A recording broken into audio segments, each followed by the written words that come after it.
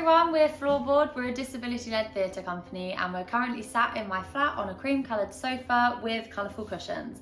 And from left to right...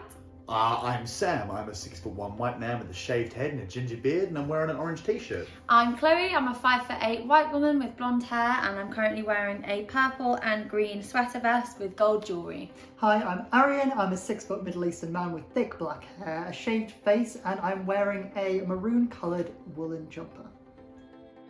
Who we are?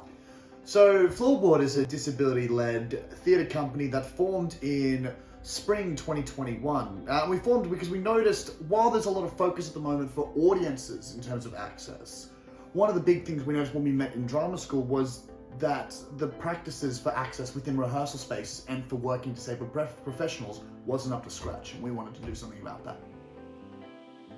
It's a Motherfucking Pleasure is our debut show.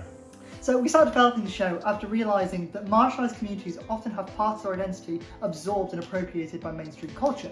You see this with food, fashion and music. Fashion starts out in the drag scene, often makes its way into mainstream culture, but disability has never been made sexy or desirable, yet.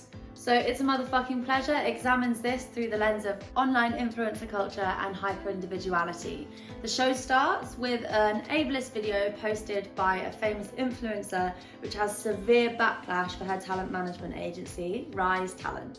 To cauterise a PR wound, they tasked their only blind talent manager, who's played by me, and in this photo on stage you'll see me wearing a bright floral suit jacket, some orange corduroys, and I'm pointing excitedly in opposite directions. with building the career of an up-and-coming blind influencer. Played by me. In this photo you can see myself and Chloe on stage. I'm wearing a black turtleneck with a bronze necklace, and Chloe is stood next to me holding up a sign with an arrow pointing to me that says blind influencer Ross. Together, they try and make blindness sexy. And this starts off innocently enough, but as the power sort of goes to their head and their influence grows, they start taking advantage of situations for their own selfish gain.